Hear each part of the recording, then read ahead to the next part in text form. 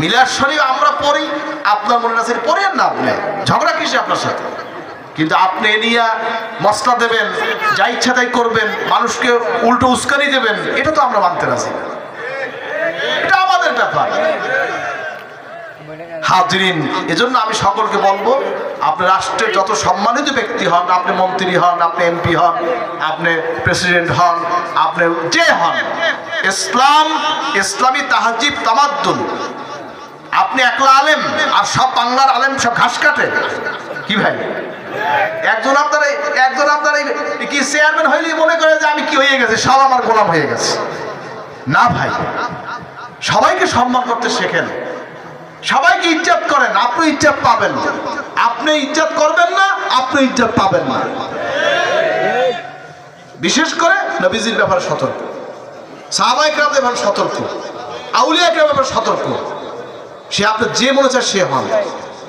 সারসিনা শরীফ কাউকে পরোয়া করে কথা বলে না। শোনেন নাই ডক্টর সাহেব কি বলে গেলেন? শোনেন নাই আপনারা? দাদা হুজুর কেবলা জিয়া রহমান সাহেব কি বলেছেন? সেই দরবারে সারসিনা, কেরা চেয়ারম্যান হইছো, কেরা মন্ত্রী হইছো, ওটা আমার দেখার দরকার নাই। যেটা হক বলে যাবো, ঠিক কি বলেন? বুঝে চলবেন। আল্লাহ পাক সকলকে হেদায়েত করবেন, আমিন। মিলাদ শরীফ সারা পৃথিবীতে হয়, এটা মুস্তাহাসান, কিয়ামে দাঁড়ানোর মুস্তাহাসান, এটা ফরজও না, ওয়াজিবও না, সুন্নাতও না, মুস্তাহাসান, জায়েজ। এখন কথা হচ্ছে এটা নিয়ে এত ঝগড়া কিসের?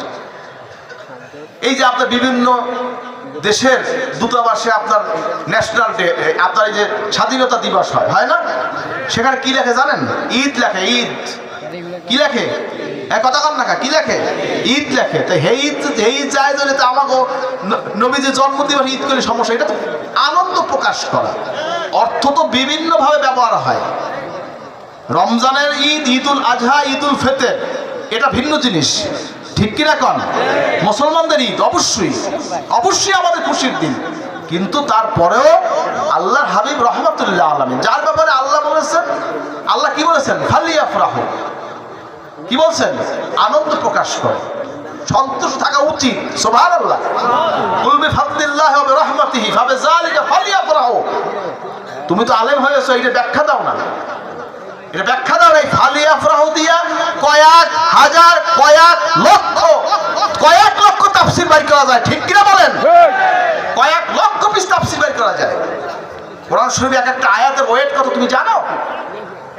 এই জন্য বড় আলেম হলে সব কথা বলতে হয় না, আলেমরা কথা কম কইতে হয়, ঠিক কিনা কন?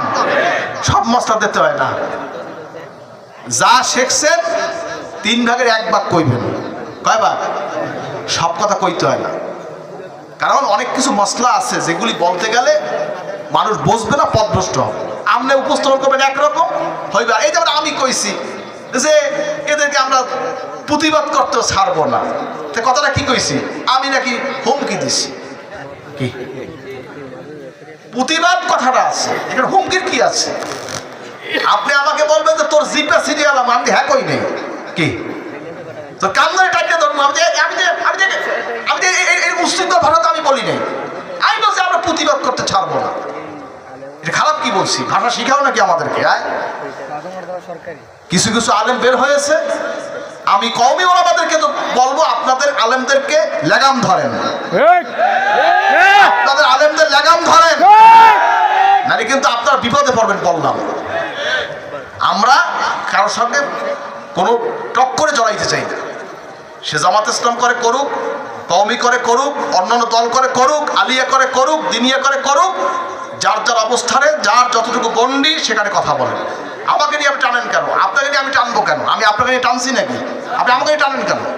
আমি কারো নাম বলছি নাকি? কথাটা বলতেই পারি। গায়ে টেনে আপনার ঝগড়া করার অর্থ কি? পায়ে পা দিয়ে ঝগড়া করা তো ভালো লোকের অভ্যাস, ছোট লোকের অভ্যাস, ঠিক কিনা বলেন? এজন্য এই ছোট লোকই ভালো না। মন বড় করেন, উদার করেন। আপনাদের পূর্বপুরুষরা এসে আমার দাদার পায়ের কাছে বসেছিল।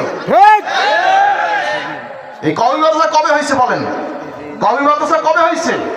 হ্যাঁ, আগেও ফুরফুরা সিলসিলা, এর আগেও অনেক আগে ফুরফুরা শহীদ আসছে, ঠিক কিনা কন?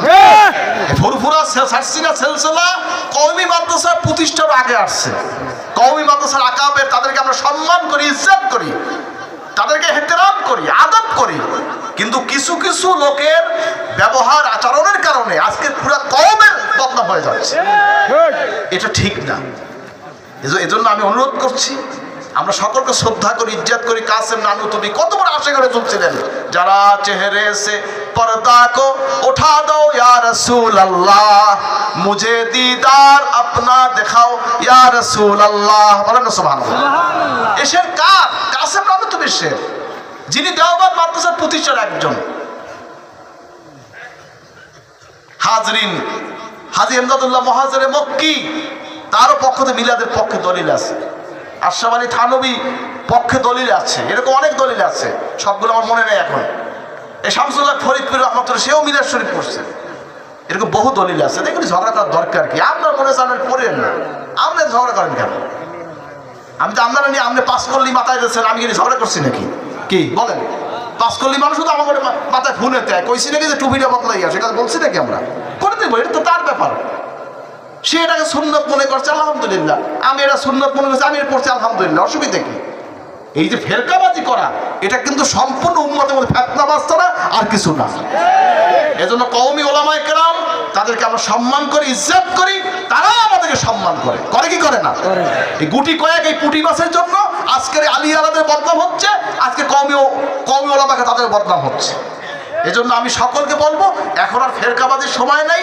সকলকে এক হয়ে দিনের স্বার্থে, ইসলামের স্বার্থে, দেশের স্বার্থে ঐক্যবদ্ধ কাজ করা দরকার। ঠিক কিনা বলেন? আল্লাহ পাক আমাদের সকলকে তৌফিক, আল্লাহুম্মা আমিন। আমার কথাগুলি ভুলভাবে কেউ ব্যাখ্যা করবেন না। আমি সব কিছু ভেঙে বলেছি, অনেকে কাটছাট করে রেকর্ড ছাড়েন, এগুলি করবেন না। তাহলে তার বিরুদ্ধে আইনগত ব্যবস্থা নেওয়া হবে। বুঝে বুঝে কথা বলবেন, মানুষের ইজ্জত দিয়ে খেলা করবেন না। ছাড় দিছি তাই বলে কি আমরা সব ছাড় দেবো নাকি? ইজ্জতে খেলা করবেন না। আল্লাহ পাক সকলকে হেদায়েত করুক, বলেন আমিন। যাই হোক, আজকে মাহফিল ইন্তজাম করেছে, আত্মীয় সারি যে খেদমত করেছে, আল্লাহ সকলের খেদমতকে আল্লাহ কবুল করুন, আমিন। বলে আল্লাহুম্মা আমিন। আর জমিয়তে হিজবুল্লাহ বাংলাদেশ, জমিয়ত